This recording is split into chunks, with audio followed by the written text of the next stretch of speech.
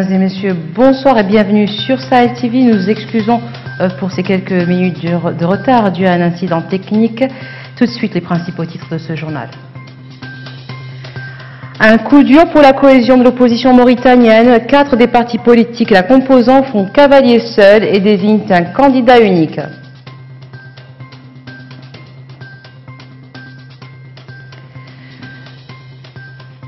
Le gouvernement, à l'heure du bilan de la dernière décennie, c'est au tour du ministre de l'Hydraulique de faire le sien, notamment en matière d'infrastructure.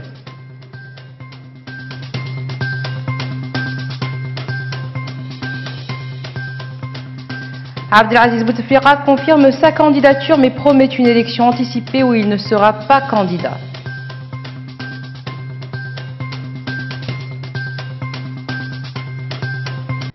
Merci d'être avec nous. L'opposition mauritanienne ira en ordre dispersé à la présidentielle 2019. 4 des partis politiques qui la composent viennent de choisir un candidat unique. Il s'agit de Samba Thiam, président des Forces du Progrès pour le changement, ex-mouvement des Flammes. Sid Ahmed Beilato. 4 partis de l'opposition mauritanienne annoncent leur soutien à un candidat unique dans la course à la présidentielle de juin 2019. Alors que l'opposition dite radicale peine toujours à se coordonner sur une candidature unique, cette annonce met fin au doute qu'avait l'opinion quant au maintien de sa cohésion et semble du coup aller en ordre dispersé vers cette échéance majeure. Le candidat choisi est parrainé par le mouvement pour la fondation de Khan Hamidou Baba, des Forces du Progrès pour le changement de Samba Thiam, la JDMR de Sar Ibrahima et du Plège de Ba Mamadou Alassane. Ces formations politiques étaient entrés en concertation depuis plusieurs mois pour s'entendre enfin sur un candidat qui porterait leur projet sociétal pour la prochaine présidentielle. Il s'agit de Samba Thiam, leader de l'ex-mouvement des Flammes, qui a entre-temps changé d'appellation en Force du Progrès pour le changement. Selon les observateurs, cette candidature porte un coup dur à l'opposition qui ne finit pas de se fissurer à cause des défections. Le leader du mouvement abolitionniste Biram Dahou Lebeid était le premier à annoncer la couleur. Et l'hémorragie, hélas, n'est pas prête à s'arrêter. L'annonce de la candidature de Mohamed Ghazouani pourrait changer la donne au niveau de cette opposition. Plusieurs personnes de celle-ci l'ont déjà rallié et le mouvement risque de s'amplifier. Le ministre de l'Hydraulique et de l'Assainissement fait le bilan de son département au cours de la dernière décennie. C'était lors du point de presse gouvernemental. Isselmou Sidi Mokhtar a précisé que pour rattraper les retards constatés au cours des dernières décennies, le programme du gouvernement a fixé un certain nombre de priorités dans le but de garantir l'accès des populations à l'eau potable. C'est récidivé. Au menu des réalisations, Isselmou Ould Sidi El Mokhtar El-Habib a souligné que le projet Aftout El Sahli a permis de régler définitivement le problème de l'eau potable à Nouakchott, alors qu'avec le lancement du projet Aftout El Cherri, 186 000 personnes bénéficieront de l'eau potable. Quant au projet DRAR, a dit le ministre, il permettra de satisfaire les besoins en eau potable des populations de Nema, d'Abdel Begrou, d'Amouj, de Tembedra, dans un premier temps, et il sera ultérieurement étendu aux villes d'Ayoun, de Djigeni ainsi qu'aux localités situées sur le tracé du projet. Le ministre a également fait mention du projet Bourchicha, qui a couvert les villes d'Aleg, Maktalajar et Sangrava, et celui de Gouraï, Selibavi, Djagili, en plus de l'inauguration de la première phase du projet de réalisation d'une station de dessalement de l'eau de la mer au profit de la ville de Nouadhibou. Dans les milieux périurbains et ruraux, le ministre de l'Hydraulique et de l'Assainissement a évoqué la réalisation d'environ 1400 réseaux d'adduction d'eau et 600 forages et 800 études géophysiques.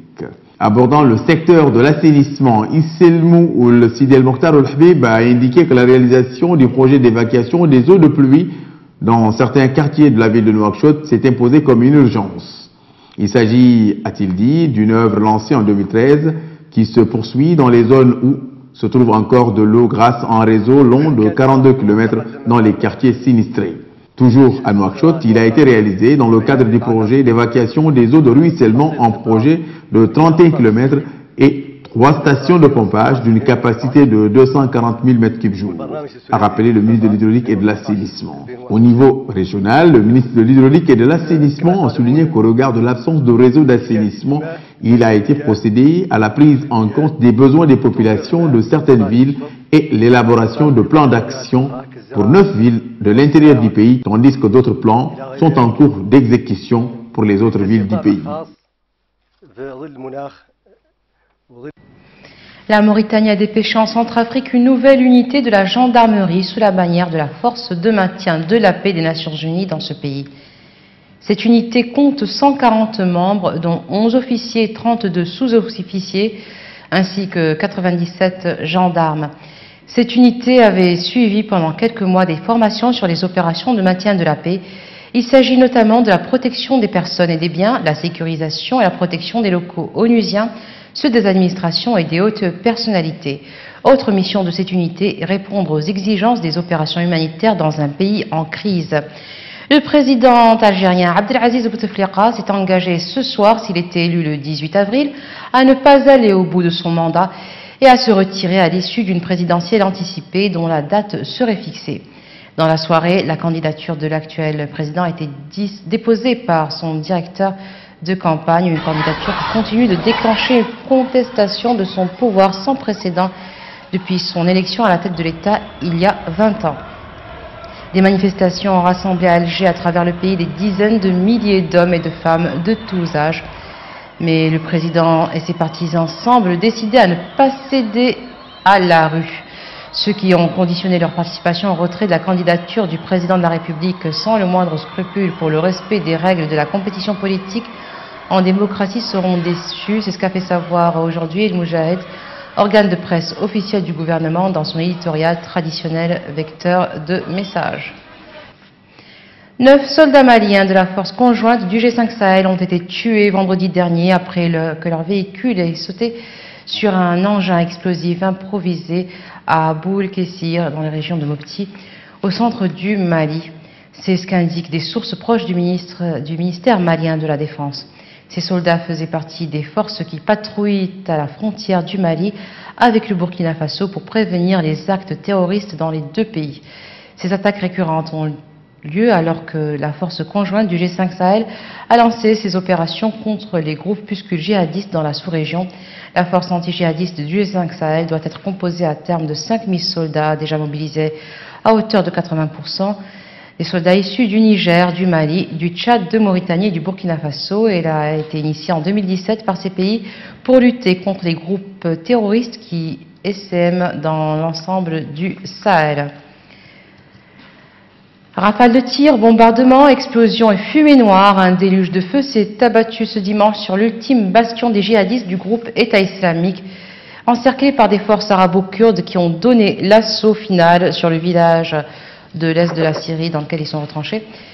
Le raid a provoqué une énorme déflagration ponctuée d'un feu d'artifice pétardant de boules de feu salué par les combattants arabes et kurdes des FDS qui ont lancé ce qui doit être le dernier assaut contre l'État islamique. Au total, depuis début décembre, quelques 53 000 personnes ont fui le réduit, dont de nombreuses femmes et enfants de djihadistes à qui l'État islamique avait donné l'autorisation de sortir et qui ont été aussitôt récupérés par les FDS, selon l'Observatoire syrien des droits de l'homme.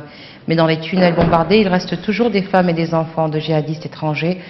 Pour le commandant Kamishlo, ceux qui restent sont là pour combattre ou se faire exploser. Ce sont les plus radicaux.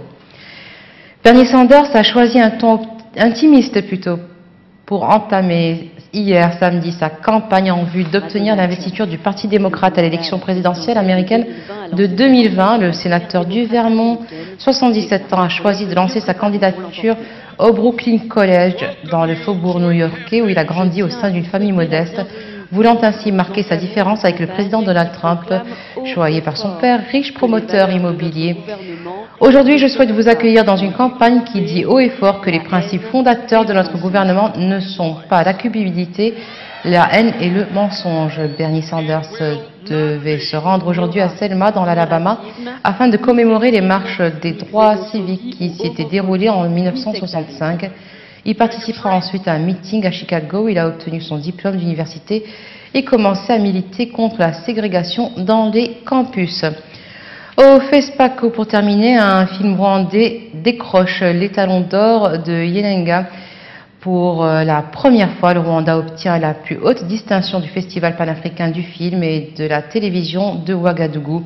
L'étalon d'or de la récompense du meilleur long métrage de fiction a été décerné hier samedi au réalisateur rwandais Joël Karekezi pour son film The Mercy of the Jungle ou La miséricorde de la jungle. Hamola Diagana. Nous devons continuer à réaliser nos rêves pour revenir au FESPACO avec un autre film à Réazi Karekezi à la fin du festival. Son long métrage The Mercy of the Jungle, sorti en 2018, met en scène 2 soldats de l'armée régulière de la République démocratique du Congo. Il montre l'amitié entre les 2 soldats, l'absurdité de la guerre et le lourd tribut payé par les populations avec de magnifiques images de la forêt tropicale. Moi, il fait pas si froid dans ce jungle. C'est quand même en Afrique, non?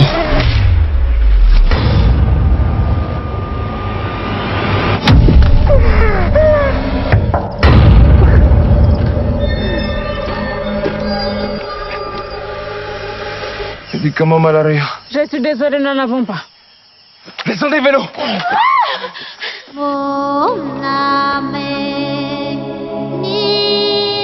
Paysan? C'est comme ça qu'on m'appelle. Avec cette allure, c'est difficile de deviner ce que tu es. Et vous? Vous avez une femme?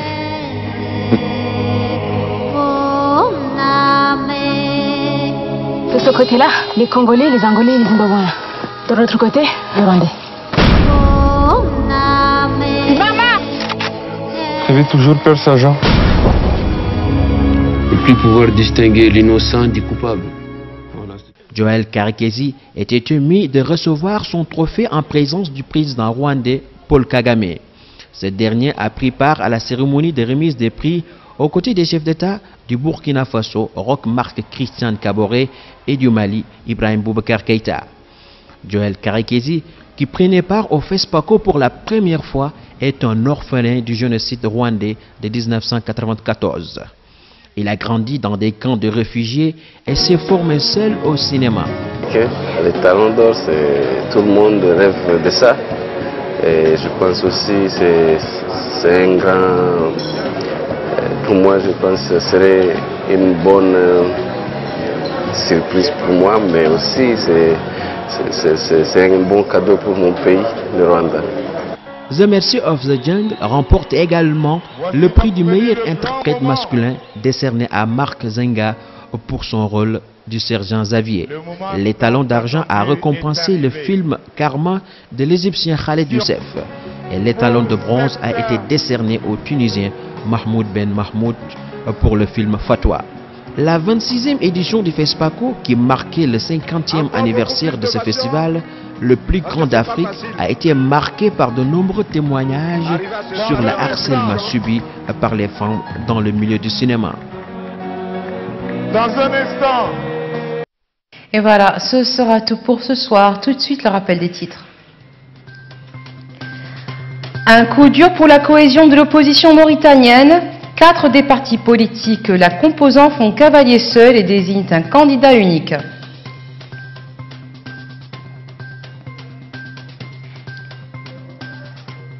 Le gouvernement, à l'heure du bilan de la dernière décennie, c'est au tour du ministre de l'Hydraulique de faire le sien, notamment en matière d'infrastructure.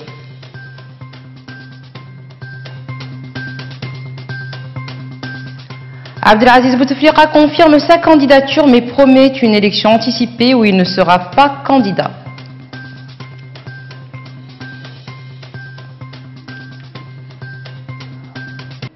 Merci d'être resté avec nous. Excellente fin de soirée sur Sahel TV.